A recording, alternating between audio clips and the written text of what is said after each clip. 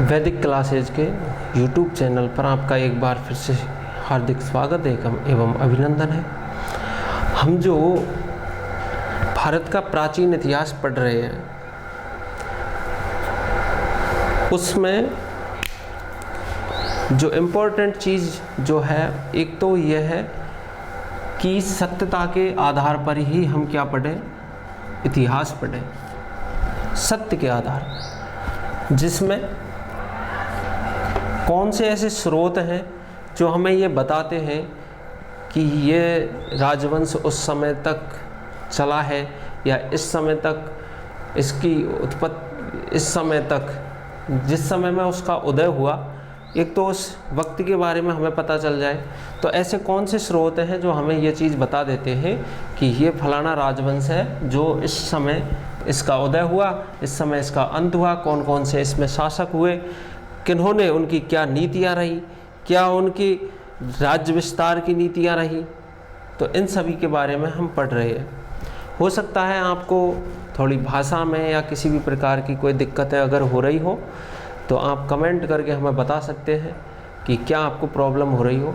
इसके अलावा क्लास में हमारी तरफ से किसी भी प्रकार का कंटेंट आपका छूटना नहीं है, यानी जो भी है, जिस चीज़ को हम पढ़ रहे हैं, एक तो लगातार हम क्लासें लेंगे और ये क्लासें लगातार इस तरीके से होंगी कि जिस प्रकार से, जैसे हमने पहले पढ़ा कि भाई भारतीय इतिहास की शुरुआत, जो लिखित जो इतिहास हमें देखने को मिलता है, शिलालेखों के माध्यम से जो देखने को मिलता है, वो स्टार्ट होता है अपना हर्यक वंश के द्वारा।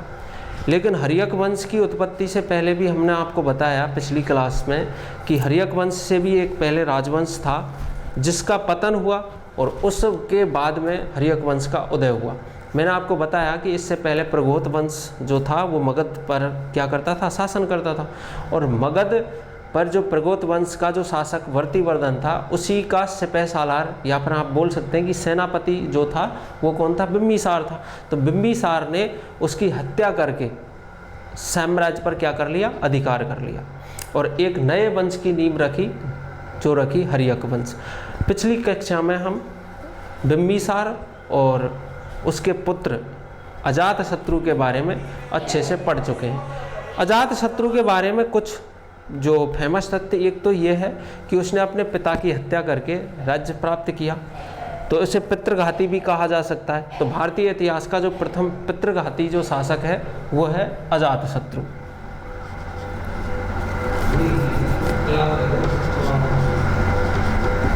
अजातशत्रु, इसे भारतीय इतिहास का प्रथम क्या कहा जाता है, पितृघाती शासक कहा जाता है। एक शिलालेख और भी है जो है मथुरा शिलालेख। मथुरा शिलालेख में एक तो हमें ये जानकारी मिलती है कि जो अजातशत्रु है उसका जो सेकंड नाम है वो क्या नाम है, कुणिक। इसे क्या कहा गया है, कुणिक के नाम से भी जाना गया है मथुरा शिलालेख में। एक और जानकारी मिलती है मथुरा शिलालेख की, अगर हम बात करें मथुरा शिलालेख, इसमें अजातशत्रु को कुणिक कहा गया है। और एक चीज और है वो है कि मथुरा शिलालेख में ही इसे क्या कहा गया है, वैदेही का पुत्र, वैदेही का पुत्र इसे कहा गया है। किसको, अजातशत्रु को। अजातशत्रु सबसे पहले जो अजातशत्रु की जो नीति होती है साम्राज्य विस्तार की नीति, उसमें ये सबसे पहले किसको, अंग को प्राप्त करता है। एक चीज़ हमने पहले भी पढ़ी कि जब हर्यक वंश का जो बिंबिसार शासक था उसने भी अंग पर विजय प्राप्त की, तो अंग का जो प्रशासक नियुक्त किया किसको, अजातशत्रु को। लेकिन बाद में जब अजातशत्रु शासक बनता है तो इसके हाथ से क्या निकल गया, अंग निकल गया और इसने अंग पर दोबारा से क्या कर दिया, आक्रमण किया। इसके अलावा हम पिछली कक्षा में ये भी बता चुके हैं कि कौन कौन से जो साम्राज्य थे, जो पड़ोसी साम्राज्य थे, जिन पर अजातशत्रु क्या करता है, आक्रमण करता है और उन साम्राज्यों को किस में मिला लेता है, अपने साम्राज्य में मिला लेता है। तो उसमें सबसे पहले जो आता है, सबसे ज़्यादा जो फेमस रहा वो था वज्जी संघ। क्या था, वज्जी संघ। तो वज्जी संघ पर जब अजातशत्रु आक्रमण करता है तो यहाँ पर ये दो जो अस्त्र हैं, जो पहली बार इतिहास में जो पहले अस्त्र हैं उनका ये प्रयोग करता है, और हमने उनके बारे में पढ़ा भी। तो पहला तो है रथमूसल, और दूसरा था महाशिला कंटक। ये दो ऐसे हथियार थे जिनका पहली बार क्या करता है अजातशत्रु इस युद्ध में प्रयोग करता है। मैं आपको बता चुका हूँ रथमूसल क्या था, हम सब ने बाहुबली मूवी देखी है, तो उसमें रथमूसल का ही प्रयोग किया गया है। ऐसा ही एक जो रथ का जो चक्र होते थे उनकी साइड में जो नुकीले तलवारें भाले वगैरह लगा दिए जाते थे, तो वो चलता रहता था साथ में। दूसरा था महाशिला कंटक, ये था कि बड़े बड़े पत्थरों को एक ऐसा अस्त्र होता था जिससे किले पर फेंक दिया जाता था, बड़े पत्थरों को एक साथ, यानी कि एक तरह से ये बड़ी ग्लोल के आकार जो ग्लोल थी सेम उसकी तरह इसका डिजाइन होता था, और उसी की तरह इसका कार्य प्रणाली जो थी इसकी उसी की तरह होती थी, लेकिन ये आकार में बड़ा होता था बड़े पत्थरों को फेंकने के लिए। तो यहाँ तक हम पढ़ चुके हैं। तो इसका जो अगला शासक आता है उसको हम विस्तृत पढ़ लेते हैं अभी। तो नेक्स्ट जो शासक था वो था उदयन। क्या नाम था? उदयन। ये हर्यक वंश का 3rd नंबर का जो शासक है उदयन है। अगर बात करें इसकी साम्राज्य की, तो ये कब से कब तक ये शासन करता है, तो उसके बारे में हम आपको बता देते हैं। उदयन 460 से, यानी कि 492 से और 460 तक तो कौन शासन करता है? अजातशत्रु। 460 से 444 कौन शासन करता है? ईसा पूर्व। उदयन शासक जो है ये करता है। उदयन पहला कार्य क्या करता है? उदयन ने सबसे प्रथम अपने पिता की हत्या की। अपने पिता अजातशत्रु की हत्या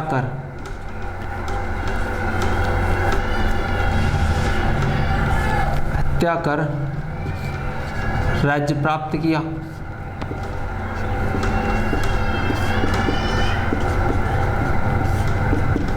इसी कारण से बौद्ध जो ग्रंथ हैं वो सभी पूरे हर्यक वंश को पितृघाती वंश मानते हैं।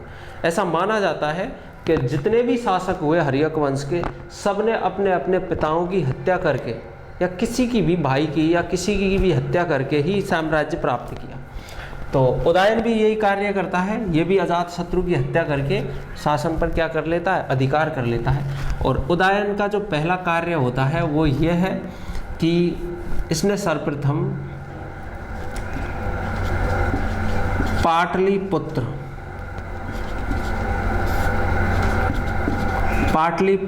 या कुसुमपुर नगर की स्थापना की।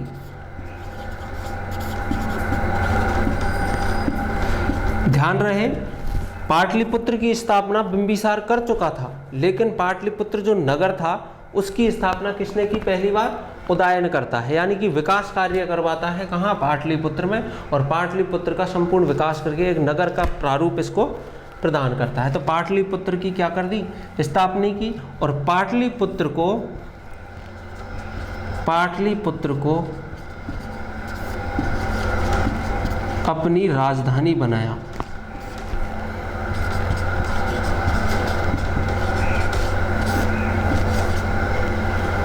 पाटलिपुत्र को क्या बनाया? राजधानी बनाया। पाटलिपुत्र की स्थापना करता है, नगर की स्थापना करता है, और किसको? पाटलिपुत्र को अपनी क्या बना लेता है? राजधानी बना लेता है। तो ये उदयन इतना कार्य अपने शासनकाल में कर चुका होता है।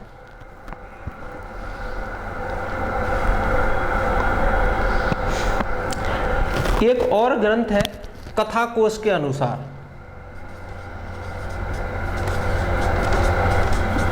एक बात और जान ले, उदयन जो था किसका पुत्र था, तो इस पर थोड़ा सा डिबेट आता है। और डिबेट ये है कि एक ग्रंथ जो है, एक तो पुराणों के अनुसार तो इसे वजीरा और अजातशत्रु का पुत्र माना गया है, यानी कि मैं पहले बता चुका था शायद कि ये किसका था, अजातशत्रु व वजीरा, जो कौशल प्रदेश की राजकुमारी थी वजीरा, उसी से शादी हुई थी किसकी, अजातशत्रु की। और ये वजीरा काफ़ी फेमस रही है और अजातशत्रु का इससे प्रेम विवाह हुआ वजीरा के साथ में। तो वजीरा और अजातशत्रु का जो पुत्र था वो था कौन, उदयन। लेकिन कथा कोश जो है, कथा कोश अलग ही कहती है और ये इसे पद्मावती व अजातशत्रु का पुत्र मानती है। पद्मावती व अजातशत्रु का पुत्र तो कथाकोश जो है वो इसे पद्मावती व अजातशत्रु का पुत्र मानती है।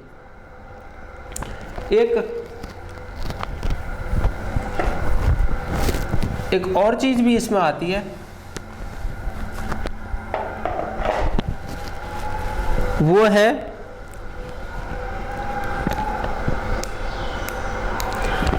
आपने सब जानते हैं परिशिष्ट पर्वन। परिशिष्ट पर्वन ये एक ग्रंथ है और परिशिष्ट पर्वन में एक उल्लेख मिलता है और उल्लेख का ये है कि उदयन जो था वो इससे पहले, यानी कि जब सम्राट नहीं बना था, शासक नहीं बना था, तो कहाँ का राज्यपाल या प्रशासक हुआ करता था। तो इसमें जानकारी मिलती है कि शासक बनने से पहले, शासक बनने से पहले उदयन जो था पहले चंपा का गवर्नर था। कौन था भैया, चंपा का गवर्नर जो था वो कौन था, उदयन था। ये ऐसी जानकारी किस में मिलती है, परिशिष्ट पर्वन में मिलती है। और पद्मावती और अजातशत्रु का जो पुत्र बताती है वो है इसको कौन सी, अपना कथा कोश के अकॉर्डिंग ये पद्मावती व अजातशत्रु का पुत्र है, जबकि पुराणों के अनुसार हमें पता चलता है कि उदयन अजातशत्रु व वजीरा का पुत्र है। ठीक है, तो यहाँ तक आपको क्लियर हो गया। परिशिष्ट पर्वन में इसकी जानकारी मिलती है कि यह चंपा का क्या था, गवर्नर था। एक चीज हम पहले जान चुके हैं कि एक जैन ग्रंथ, जो जैन अनुश्रुति जो है, जैन अनुश्रुति, ये एकमात्र एविडेंस है कि इसे पितृघाती नहीं मानती। किस वंश को, इसको, यानी कि उदयन को जैन अनुश्रुतियां जो हैं वो इसे क्या नहीं मानती, जैन अनुश्रुति उदयन को पितृघाती नहीं मानती हैं।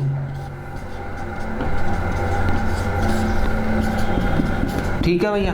तो एक इसके अलावा जो बौद्ध ग्रंथ हैं, पुराण हैं, वो सब तो कहते हैं कि हाँ इन्होंने क्या है, अपने पिता का क्या कर दिया, वध किया, हत्या की। लेकिन एक जैन अनुश्रुति ऐसी है जिनमें ये उल्लेख मिलता है कि उदयन क्या नहीं है, पितृघाती नहीं है। इसका मतलब ये हुआ कि उन्होंने अपने पिता की हत्या नहीं की। तो यहाँ पर उदयन का जो जानकारी है पूर्ण हो जाती है। तो आप एक बार और देख लें इसको, फिर नेक्स्ट पॉइंट पर चलेंगे और हम पढ़ेंगे हर्यक वंश का अगला शासक।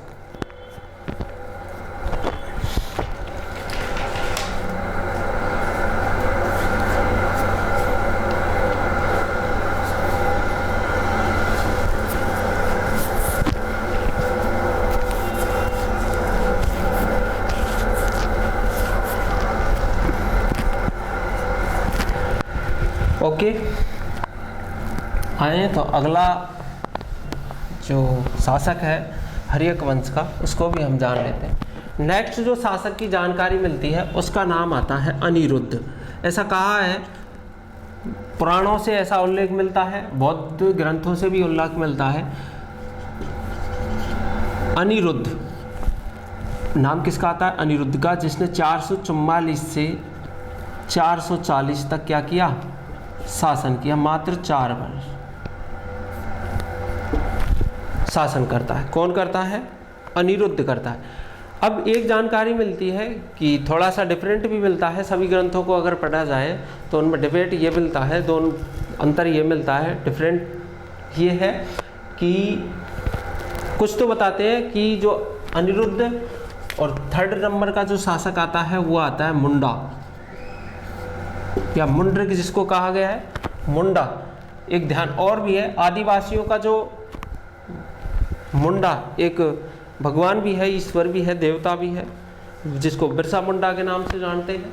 तो बिरसा मुंडा का जो नाम है वो इसी से क्या है? रिलेटेड है, यानी कि इसी के नाम पर बिरसा मुंडा का नाम रखा गया। तो ये शासन करता है 440 से 437 ईसा पूर्व तक। और अगला जो शासक आता है वो है नागदशक, अंतिम शासक, जो शासन करता है 437 से 412 ईसा पूर्व तक।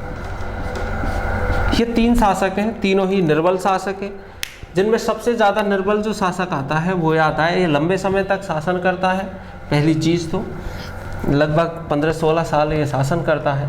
तो ये काफ़ी आलसी व निर्बल शासक।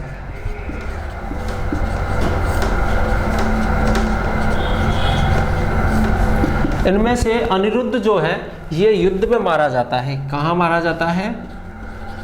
युद्ध में मारा जाता है। कहाँ पर, किसके विरुद्ध मारा जाता है? वज्जी संघ के विरुद्ध। वज्जी संघ, यानी कि वज्जी संघ से कोई इनकी आपस में युद्ध हुआ और उसमें अनिरुद्ध क्या हुआ? युद्ध में मारा गया। उसके बाद में अनिरुद्ध का ही छोटा जो भाई है, यानी कि उदयन का 2nd नंबर का जो पुत्र था मुंडा, मुंडा जो अजातशत्रु और वजीरा का पुत्र था, कौन? उदयन। और उदयन के जो 3 पुत्र थे, जिनमें से अनिरुद्ध आता है, फिर 2nd नंबर का मुंडा है। मुंडा मात्र कितना शासन कर पाता है? लगभग 3-1 साल शासन कर पाता है। उसके बाद में नागदशक जो है वो शासन करता है। तो नागदशक काफ़ी आलसी निर्बल किस्म का शासक था।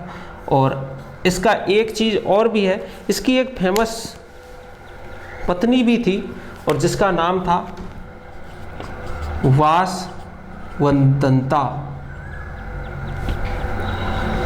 वासवदत्ता जो थी ये इनकी एक पत्नी थी, जिसके प्रेम में बड़े ये फेमस हुए। यानी कि ये इतने आलसी थे कि नशे में हमेशा क्या रहते थे? नशे में रहते थे। और केवल इस जो वासवदत्ता है पत्नी, उसी के प्रेम में ये खोए रहते थे।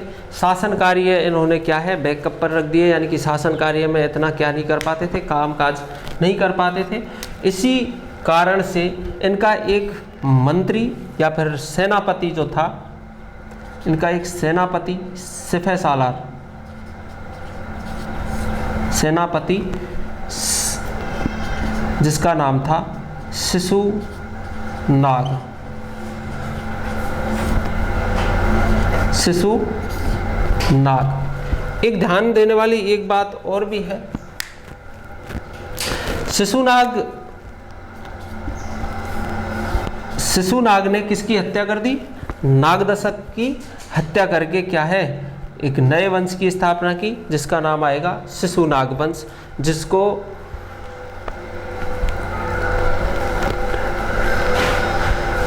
शिशुनाग वंश। और इसी वंश के बारे में हम आगे चल के पढ़ेंगे कि शिशुनाग वंश की स्थापना किस प्रकार से होती है। तो आगे देखिए, तो हमने पढ़ा हर्यक वंश के बारे में। हर्यक वंश का प्रथम शासक हम जान चुके, बिंबिसार है, अजातशत्रु है, तो उनके बारे में अच्छे से। तो फेमस कुछ चीज़ें हैं जिनके बारे में हम चर्चा कर लेते हैं एक बार फिर से। बिंबिसार लगभग 544 ईस्वी में क्या करता है भैया, अपने साम्राज्य की स्थापना करता है, ठीक है। 492 तक शासन करता है। और उसका एक क्या था, जीवक नाम का क्या था, एक चिकित्सक था, आयुर्वेदिक था, जिसको वो प्रसेनजीत की क्या किस में भेजता है, सेवा में, यानी चंड प्रबोध जो शासक है उसकी, जो जिसको पांडु रोग से ग्रसित था, तो उसकी सेवा में उसे चिकित्सार्थ के लिए भेजता है। सेकंड नंबर का शासक अजातशत्रु, उसके बाद में उदयन के बाद में अनिरुद्ध है। उदयन के तीनों पुत्र हैं। नागदशक का जो सेनापति है शिशुनाग क्या कर देता है, नागदशक की हत्या कर देता है। और मगध पर एक नए साम्राज्य का उदय होता है जिसका नाम है शिशुनाग वंश।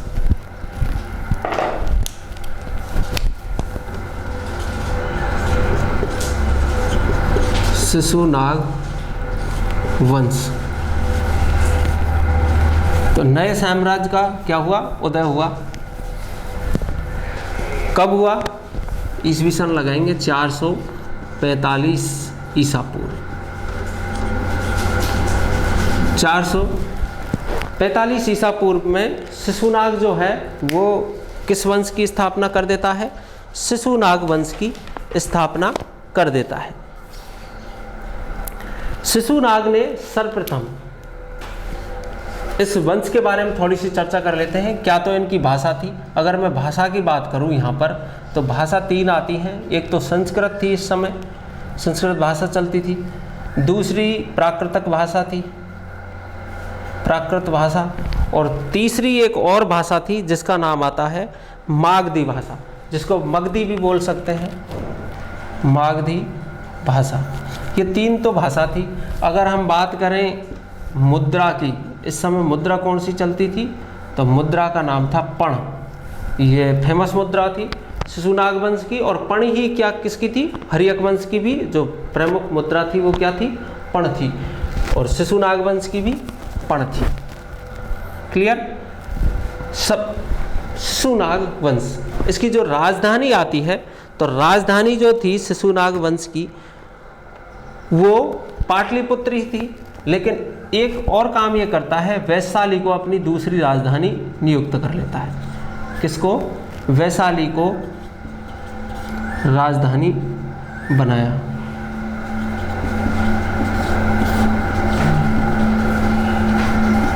सर्वप्रथम इसने वैशाली को क्या कराया, बनाया, राजधानी बनाया। एक और काम करता है, अपने साम्राज्य विस्तार